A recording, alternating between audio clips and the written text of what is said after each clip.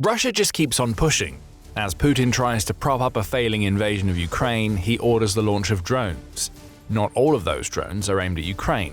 Many have been ending up in NATO airspace, and that's just the tip of the iceberg of Russia's hybrid war strategy. Now, Eastern Europe has had enough. Putin has crossed an unforgivable line, and preparations are underway for a face-off. Alliances are being formed, plans are being made, and the message being sent to Putin is clear: get out of Europe or be crushed. And the nation delivering that message the loudest right now is one that you might not expect: Bulgaria. On March 7th, the news broke there had been yet another Russian drone incursion into European airspace. This time the target was Sofia. The capital of Bulgaria was forced to temporarily shut down Vasilevsky Airport after security systems identified a drone hovering in the vicinity. Bulgarian authorities were quick to respond as air traffic control and border police coordinated to reroute planes and ensure the safety of everybody at the airport. The incident was brief. The drone was soon neutralized. And though Bulgaria was cagey about revealing where it believed the drone had come from, with some even suggesting that an Iranian drone could have traveled all the way into its territory, there is really only one likely culprit. Russia seems to be at it again. And Bulgaria isn't taking this latest incursion lying down. It knows that what it experienced in early March is the tip of a hybrid war strategy that runs much deeper and has been going on far longer than many in Europe want to admit. The reality is that Russia is already at war with Europe, just not in a conventional way. Bulgaria is the latest victim, and we'll be digging a lot deeper into Russia's hybrid strategy in a few minutes. Before that, there's Bulgaria's response. The country has gone a lot further than shutting down an airport for a few hours. In the wake of the drone incursion, Bulgaria has been busy building alliances and covering its bases. Still wary about the possibility of Iran's involvement, the nation has announced heightened cooperation with Greece, which is a NATO ally and another country on the Eastern Front that is very aware of how dangerous hybrid warfare can be. Greece will now deploy F-16 fighter jets and a Patriot air defense system on its own territory to help guard the airspace of its neighbor to the north, following a direct request from Sofia. Bulgaria has also reaffirmed its support of the Pearl initiative, through which EU and NATO member countries can purchase weapons from the United States for use by Ukraine in its defense of its territory against Russia. What we're seeing here is a nation that has been shocked into action, and here's where its response gets really serious. Beyond its recommitment to Pearl, Bulgaria has also blared a message to Putin that his hybrid warfare tactics not only don't scare Bulgaria, but have forced the type of response that is the exact opposite of what Putin wants to achieve. Far from panicking or backing down, Bulgaria has signed a 10-year defense deal with Ukraine. Announced on March 30th, the deal will see Bulgaria, which Le Monde characterizes as a major arms manufacturer, cooperate with Ukraine on the production of drones and several other types of weapons. It opens the door for joint production on both Bulgarian and Ukrainian territory, Ukraine's President Volodymyr Zelensky has announced, and the length of the deal is designed to make it possible for the two nations to fully systematize their approach. That may indeed be the case. However, a decade-long deal is also a signal to Putin that Bulgaria believes Ukraine will remain a sovereign state for the long term. For that to be the case, Russia must lose in Ukraine. Putin is watching as a former member of the Soviet Union has responded to his hybrid warfare strategy by strengthening its ties with the one country from which Russia wants Bulgaria to keep away. Partnerships between defense companies are going to be formed. Cooperation between Bulgaria and Ukraine is going to take place at the governmental level. Russia and its allies thought sending a drone into Sofia would divide and intimidate. All that Putin has succeeded in doing is being the catalyst for a new and stronger alliance that stands against Russia. Right now, Europe needs that sort of alliance. NATO needs it too. A drone over Sofia is just one of many examples of Russia being at war with Europe. The Center for European Policy Analysis, or CEPA, said in a March 31st report that what we're seeing all throughout Europe right now is a shadow war that seems to have no end. Europe, it says, is no longer merely a witness to the war in Ukraine and Russia's acts of aggression. It's become a target of a systematic shadow campaign in which Russia is attempting to dismantle the European structure and sow the seeds of chaos within the nations that it believes pose the greatest threat to Putin's desire to create a new version of the Russian Empire. Missiles aren't flying, and Russian forces aren't invading the rest of Europe as they are in Ukraine. Sabotage, surveillance, cybercrime, and aerial incursions are the weapons of this shadow war. And it's a fight that Russia has waged since at least 2022, and one to which Europe needs to wake up to the realities. Consistent escalation of this shadow war is what takes Russia's actions from isolated tactics to a cohesive strategy. Russia is taking advantage of the typical European deterrence models, which SIPA says presume that an adversary will weigh risks and adjust its actions as direct response to the likely punishment that will be meted out. Russia isn't that type of adversary. Russian intelligence and security services are rewarded for initiative rather than restraint. Operations need not achieve specific strategic objectives in order to be validated. They only need to demonstrate action, SIPA notes. That's a problem for all of Europe. Russia's system rewards escalation, and Europe's deterrence method doesn't punish that escalation enough to get Russia to stop. What has developed from this mismatch of military policy is a one-sided, non-traditional war in which Europe is on the losing side. Bulgaria knows this. It's just seen an example of Russia's strategy in Sofia, and it's responding by strengthening its borders against aerial threats and signing agreements with Ukraine that will ultimately serve to strengthen the traditional front that Europe has against Putin's aggression. But for Russia, its shadow war breaks down into 4 categories of attack, all of which have been on the rise since Putin launched the Ukraine invasion. Those categories are simple: proxies and infiltration, undersea and energy, aerial incursions, and cyber operations. Combined, they are the spears of Russia's shadow war, and a drone incursion into Bulgaria is just the tip of a massive iceberg that Europe needs to get busy melting. We'll start with the proxies and infiltration tactics. Right under the collective European nose, Russia has built a vast network of proxies and criminal enterprises that operate within the territory of the European nations. Arson, sabotage, intimidation, and surveillance are the weapons chosen by these proxy groups, and they have been very effective. By using what amounts to third-party actors, Russia is able to claim it has no knowledge of incidents that just so happen to serve its ends, which in turn renders the European deterrence model we mentioned completely moot. How can you deter an enemy that isn't fighting by traditional rules? There are more examples of this proxy and infiltration approach than are possible to count. Chatham House says there are now cases of people in the UK who are allegedly working for Russian intelligence. Germany has arrested individuals on suspicion of planning attacks on Russia's behalf. A spate of railway derailments in Sweden had Russia's fingerprints all over it, and in Estonia, which is key to the entire eastern shield that NATO has erected against Russia, security services are noting intense efforts by Russian actors to recruit local citizens to their cause, likely with the intention of creating a force capable of attacking the government. This is Russia attempting to wear down Europe as a collective. The sabotage conducted by proxies, infiltrators, and turncoats is designed to create division and confusion in the countries that are being targeted. And it often works. As we speak, there is a pro-Russian contingent inside Bulgaria that is decrying the agreement that the country just signed with Ukraine. There are pro-Kremlin parties in Bulgaria that are likely to use this agreement as a platform ahead of parliamentary elections set to take place on April 19th. Putin's machinations are made clear, and that sort of division is the reason why there was a 4-fold increase in Russian sabotage operations across Europe in 2024.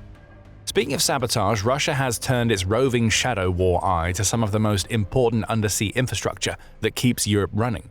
That's the second part of the 4-part shadow war plan.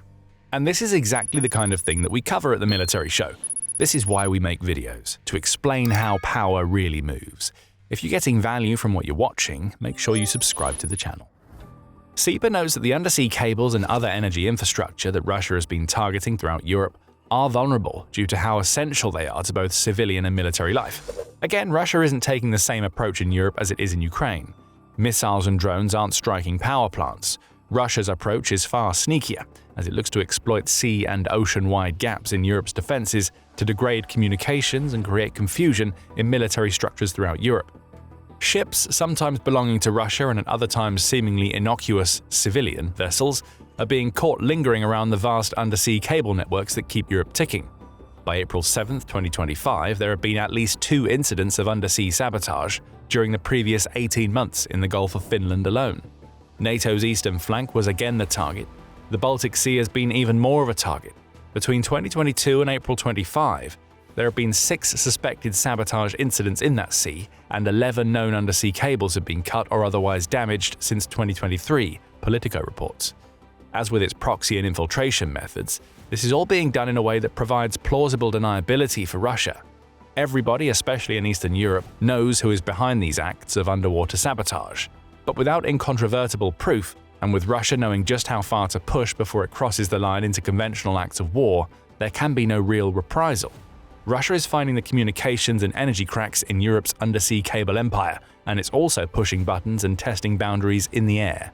The drone that entered Sofia's airspace is just one of a multitude of examples that we've seen of what appear to be Russian assets entering the airspace of NATO nations to cause chaos.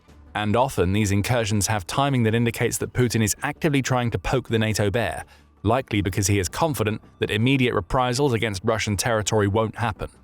Take the announcement of Operation Eastern Sentry on September 12, 2025 as an example. That operation was announced following a Russian drone incursion into Poland, but less than 24 hours after the announcement of the operation was made, a Russian drone entered Romanian airspace. And less than a week later, a trio of Russian MiG-31 fighter jets flew into Estonian airspace and lingered for 12 minutes, purposefully ignoring all requests for information, until NATO had to scramble jets of its own to escort the Russian fighters away from the eastern flank. Since then, we've seen Belarusian weather balloons fly over Lithuania, Russian drones encroach on the territory of US bases in Estonia, and many more. In 2025 alone, the Conversation reports Russian aerial assets tested NATO airspace 18 times. That was 3 times the number of incursions recorded in 2024, and this latest drone in Bulgarian airspace seems to be an indicator that Putin isn't going to be abandoning the third part of Russia's shadow war strategy anytime soon. Why would he? Russia is mostly getting away with all of this. At least, that's what Putin thinks. Finally, there are the cyber operations. Russian cyber attacks have been evolving. Where they once targeted information technology on a general level, they have since become more focused on operational systems such as energy grids and transportation networks. Disinformation is also a key tool for Russia on the cyber front. By flooding social media with bots and false actors, Russia is able to manipulate what many use as one of their primary sources of information to influence elections and guide public sentiment outside of its own territory. The irony here is that Russia is cracking down on open internet access internally, even as it takes advantage of that same sort of access to propagate Putin's agenda elsewhere. King's College London highlights how pervasive these cyber efforts are. It says that between November 2023 and November 2024, it recorded 505 incidents of foreign information manipulation and interference. Those incidents involved 25 platforms, targeted 90 countries, involved 322 organizations, involved 38,000 channels, and led to the production of 68,000 pieces of content. Ukraine, Germany, France, and Moldova were among the most targeted countries. And these social media-based operations show us that Russia's cyber war isn't just about shutting down systems, they're about influencing opinion. Again, that word division comes to the fore. Through its cyber campaigns, Russia can hurt its targets directly and create the sorts of polarized political atmospheres that we see in places like the US and the UK right now. Europe is trying to fight back on this front. In December 2025, the European Council announced the sanctioning of 2 entities and 12 individuals who had been involved in information manipulation and cyber attacks. Important moves, yes, but nowhere near at the scale needed to stop Russia's cyber exploits. And that's the big problem that Europe faces. While Russia wages its shadow war, many in Europe either don't really know what's coming, or they mischaracterize the shadow war as something it isn't. Within many European countries, the types of sabotage and cybercrimes that Russia commits are often dealt with via criminal and civilian law enforcement frameworks. Cable sabotage is often treated as the result of maritime accidents. Putin knows all of this, which is why Russia gets away with so much of what it does on the hybrid front. What Russia does isn't treated as repeated acts of war. They're crimes for which Russia claims it can't be held to account, and nothing can be done about any of it. Even on the military front, it could be argued that the EU and NATO haven't been doing enough to stop Russia. Euromaidan Press reports that Bruno Karl, who was the head of the German Federal Intelligence Service, predicts that Russia may attack a NATO nation by the end of the 2020s. Others, including Carsten Breuer, who is the General Inspector of the German military, have made similar claims. Warning after warning is ringing out in Europe that traditional deterrence isn't working. And yet Europe still isn't ready for the shadow war to transform into a conventional one. According to Euromaidan Press, Europe may not be ready until 2035, 5 years at best after many NATO generals warn that Russia will go on the attack. At least some of Europe won't be ready. On the continent's eastern flank, we're starting to see preparations escalate. Bulgaria is the perfect example. It's seeking assistance from Greece and Ukraine to help it combat the inevitable Russian threat. According to RFU News, several other European countries are doing the same. For over 4 years, Ukraine has defended itself brilliantly against the type of campaign that Putin may intend to wage in Europe. Ukraine now has a stronger defense industrial base that has developed a range of counter-drone technologies, such as interceptor drones and electronic warfare capabilities. Bulgaria is now going to benefit from those technologies. So are Denmark, Finland, and Latvia, all of which have signed partnerships with Ukraine under the Build for Ukraine initiative. We're starting to see the integration of Ukraine's know-how into Eastern Europe. That may well be the perfect counter to Putin's shadow war. An approach that is meant to divide is instead starting to create a level of unity within Europe, at least in the Eastern and Nordic regions, which is the perfect counter to everything that Russia is doing. Preparations for war are already well underway in many of the eastern territories. Bulgaria is only now waking up to the threat that Russia poses and is starting to prepare. In Latvia, a NATO battle group that is anchored by a German brigade is being formed and will be ready by 2027. Poland has emerged as one of the strongest European nations. It spent 4.5% of its gross domestic product on defense in 2025, which is the highest percentage of any NATO member, and 54% of its defense spending is devoted to building weapons rather than covering salaries and costs.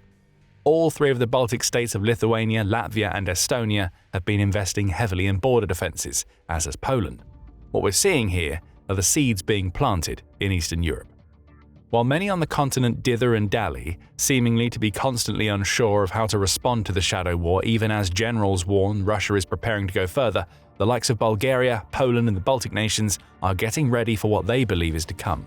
You can throw Greece into that equation too. Bulgaria is leaning on its neighbor for defense after all. Cooperation between these nations and Ukraine is at an all-time high. Defenses are being set up, and the ringing alarm bells set off by the shadow war are being heeded. Eastern Europe is joining Ukraine. And it's letting Putin know that the shadow war he's waging isn't intimidating them. They're getting ready for a fight, and working alongside Ukraine, they're ready to crush Russia's leader and his ambitions of empire. Of course, this all assumes that Russia will even have an army left to transform its shadow war into a conventional one. This is far from a given, as tens of thousands of Putin's soldiers are being torn up in Ukraine. Something is wiping out Russian troops like never before in Ukraine, and that spells bad news for a spring offensive that was supposed to topple a country that shows no signs of relenting under Russian pressure. You can find out more about Russia's catastrophic military failures in our video. And if you enjoyed this video, remember to subscribe to The Military Show so you don't miss what's coming next. And thank you for watching.